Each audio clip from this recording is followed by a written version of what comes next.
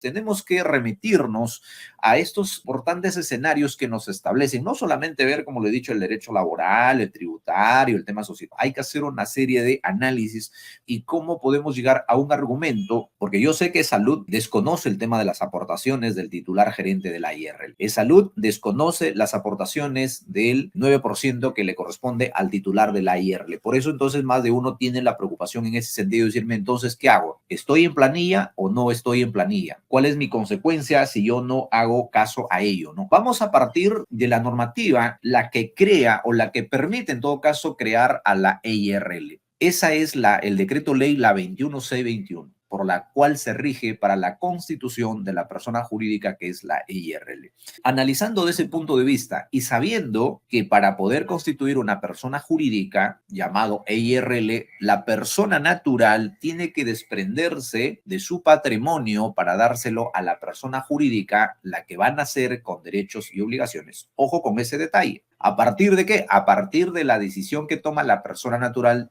de crear su EIRL, de constituir su EIRL, de darle nacimiento legal a su EIRL. En ese sentido, entonces, como ya siempre ustedes me habrán escuchado decir, existe la posibilidad de que la persona natural, o sea, la persona caminante, viviente, puede tener o puede realizar un acto jurídico con su EIRL. Y siempre me lo preguntan, me dicen, pero ¿cómo voy a firmar un contrato? ¿Cómo voy a firmar el acta? Si yo mismo soy la persona dueño titular de la IRL y por otro lado soy el dueño del activo. Pero para efectos legales se reconoce que la persona natural es diferente de la persona jurídica. Es diferente. En ese entendido, entonces el derecho nos dice si es posible realizar un acto jurídico entre la persona natural y la persona jurídica. No es lo mismo decir persona natural con negocio. O sea, yo persona natural, yo caminante, tengo mi negocio con RUC 10. Ahí no puedo, pues. Ahí no existe forma de hacer un acto jurídico. ¿Cómo voy a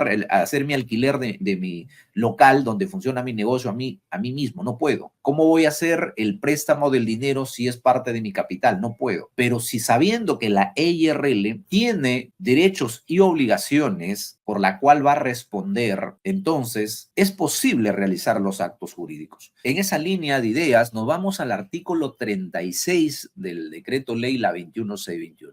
El decreto ley nos establece quién o cuáles son los órganos de la IRL. Entonces, en ese entendido, nos dice que tenemos dos órganos. Por un lado está el titular, o sea, el dueño que tomó la decisión de aportar el dinero, los bienes, para que la empresa pueda nacer con un capital, con un patrimonio y pueda operar. En principio lo tenemos al titular de la IRL. En segundo tenemos al tema del gerente o la gerencia. Estos dos órganos de la IRL o de la persona jurídica son importantes para determinar si realmente una persona que dice laborar para la empresa puede estar en planilla o no de la IRL o de la persona jurídica. Luego nos vamos al tema del artículo 43 del decreto ley, la 21C21, o sea, del mismo cuerpo normativo por la cual nace la IRL. Entonces, en ese sentido, nos dice, la gerencia es el órgano que tiene a su cargo la administración y la representación de la empresa. La gerencia. Entonces, cuando hablamos que tiene a su cargo la administración, quiere decir que es la persona que va a ejercer la actividad, pero esa actividad le corresponde a la persona, o sea, está realizando una actividad para sí misma o está realizando en forma de representación de una tercera persona. Por eso es que se analiza, y ahí va un poquito ya el derecho tributario, que el titular de la IRL en principio no podría ser responsable o no podría darle la categoría de contribuyente. No se puede darle la categoría de contribuyente al gerente general de la IRL, a no ser que sea por responsabilidad solidaria, pero en principio no, porque ¿quién es el contribuyente? Es la EIRL. Si bien es cierto, la persona natural es el quien ejerce la representación, la administración del negocio, pero él no es el contribuyente. ¿Se dan cuenta entonces cómo se va por separado el tema de la persona jurídica y la persona?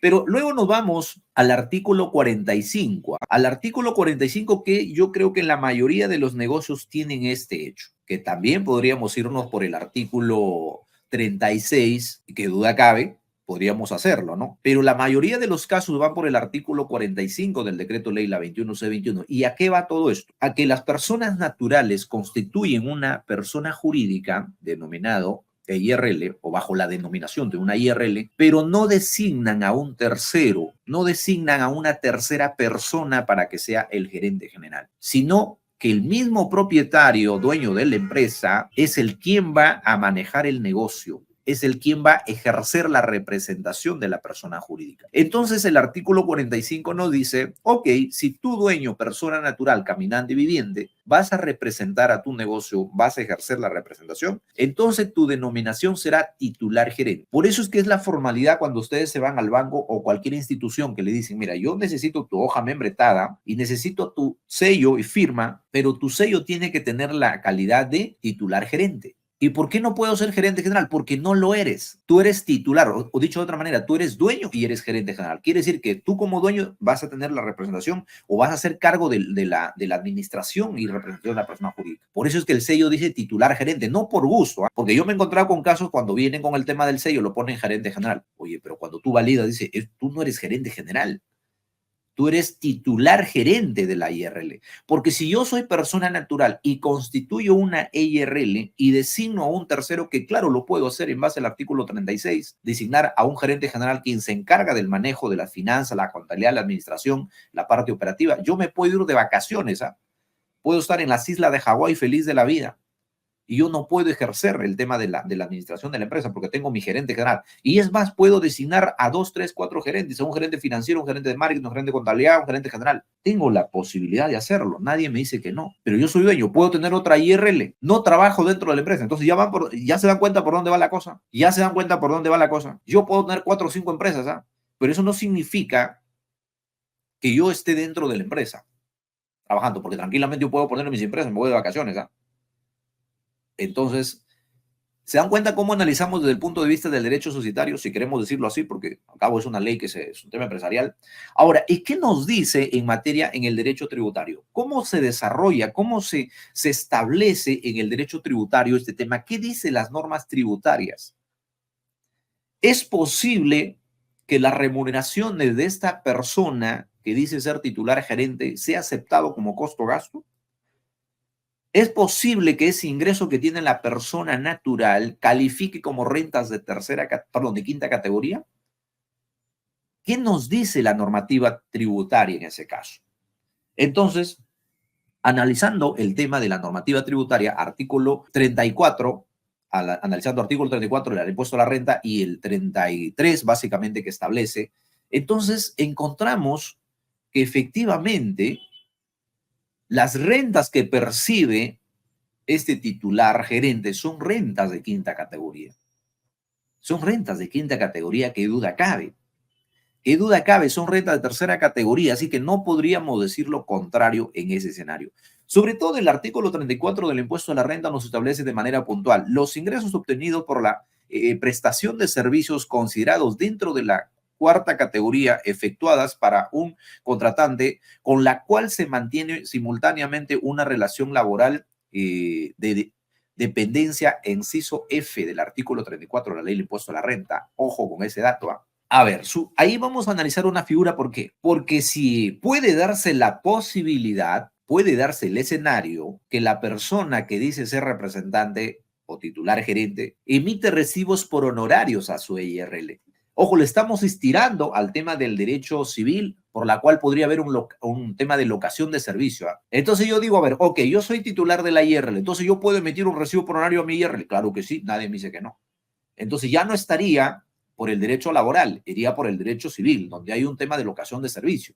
Pero ¿cuál es el tema en esa materia? En materia tributaria dice, no obstante, porque tú tienes, en base a lo que ya les acabo de decir en el decreto, la ley 21C21, tú tienes la administración, tú estás designado como gerente general, titular gerente de la IRL, no obstante que emites un RH a tu IRL, esa es una renta de quinta categoría. ¿Por qué? Porque mantienes una relación de dependencia de la EIRL. ¿Me dejo entender? Otro tema tenemos importante, ahí era el artículo 37, nos dice, las remuneraciones que por todo concepto corresponden al titular de la EIRL, en tanto se pruebe que trabaja en el negocio y que la remuneración no exceda del valor de mercado. ¿Eso dónde lo encontramos? Lo encontramos en el artículo 37 del impuesto a la renta para que los gastos que tiene el representante o el titular gerente sean deducibles. Inciso N. Ahí encontramos esta disposición importante respecto a la deducción, que es materia, digámoslo, atribución para la determinación de la renta neta imponible. Entonces, si me está diciendo en el derecho tributario, mira, la remuneración que tiene el titular gerente de la IR es aceptado tributariamente como tal, y además me dice, por otro lado, el 34, si la persona que es el representante o el titular gerente emite recibo por año, igual es una renta de quinta categoría, igual es una renta de quinta categoría, porque mantiene la relación de dependencia de su EIRL. Muy bien, pero entonces, ahora nos vamos al terreno del derecho laboral. Nos vamos al terreno del derecho laboral. ¿Qué establece en el derecho laboral? Artículo 43 del texto único ordenado del decreto legislativo 728. ¿Qué no desarrolla? No dice, establece que personal de dirección es aquel que ejerce la representación general del empleador frente a otros trabajadores o terceros. Entonces yo estoy diciendo en esa situación, si la persona que es el representante, el gerente, titular gerente de la empresa, sabemos que ya es una persona distinta, entonces esta persona es un trabajador especial.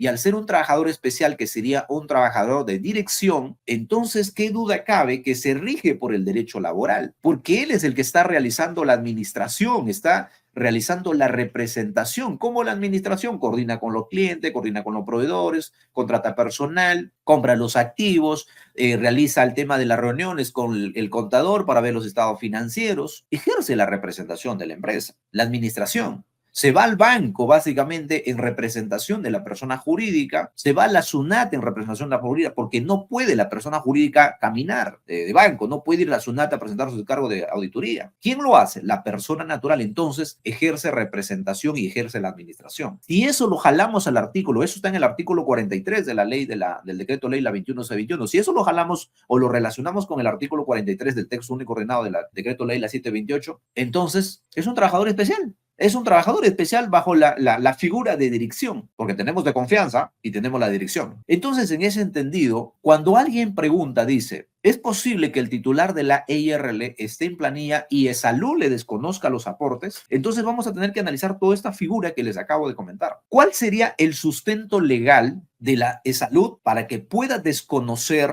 esa relación jurídica que emana desde el punto de vista del derecho societario, el derecho tributario y el derecho laboral? ¿Cuál sería el argumento? Que la persona, el titular de la IRL, no labora en la empresa. Como les acabo de decir, yo puedo crear 5 empresas IRLs. Una que se dedique al tema de importación, al otro que se dedique a solamente a servicios jurídicos, otros temas contables, otros temas tributarios, otros temas de repente de compra-venta, no sé de qué. Tengo las 5 empresas. Yo soy el dueño de estas empresas, pero yo no laboro. Entonces yo pretendo estar en planilla de alguna de ellas y que me pague el tema del seguro y todos mis derechohabientes se puedan atender. Yo no tengo tema de relación de subordinación, porque tengo en cada una de las empresas, lo tengo cada uno un gerente. En ese sentido, sí, ESALU puede decir, aquí no existe relación laboral. En ese sentido, sí, la SUNAT puede decir, aquí no existe relación de subordinación, por lo tanto, el gasto que dices, entre comillas, ser, no es deducible. Por el artículo 37, inciso N de la ley del impuesto a la renta. Me dejo entender, en el tema del 43 del 728 dice, aquí tú no tienes la administración, tú serás el muy dueño, pero no tienes la administración del negocio. Tú tienes a tus gerentes, por lo tanto, no existe relación laboral. Entonces, me he encontrado con varios casos, y ya se los dejaba aquí en Dictoa, se los dejaba el video, donde Salud desconoce los aportes de el titular, pero eso tiene que estar bajo un punto importante, ¿eh? Tendría que estar bajo el régimen general laboral, tendría que estar bajo el régimen general laboral. Ahora, figura diferente es que cuando el titular de la EIRL solicita la inscripción en la REMIPE y cumple con los requisitos del trabajador adicional, y en ese entendido entonces se queda solo el titular o el conductor, porque el titular gerente se convierte en conductor, se queda solo. En ese entendido sí, el Salud le baja. ¿Por qué? Porque no se cumple con los requisitos, porque ya está inscrito en la REMIP. Pero si yo voy por el régimen general laboral, digo, pues no quiero estar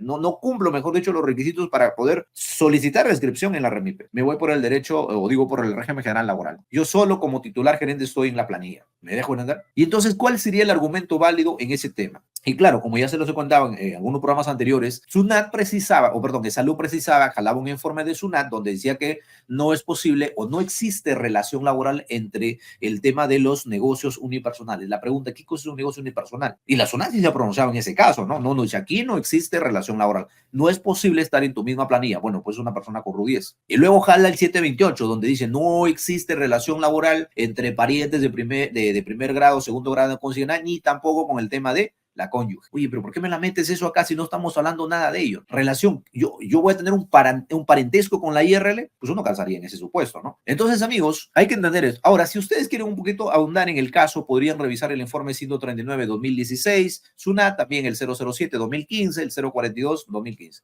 ¿Por qué les digo que revisen esto? Porque en la entrada nada más hacen el análisis respecto a qué? A la diferencia de la persona natural y la persona jurídica. A la diferencia entre la persona natural y la persona jurídica para establecer obviamente la relación jurídica que tiene o que se emana a partir de esa diferencia.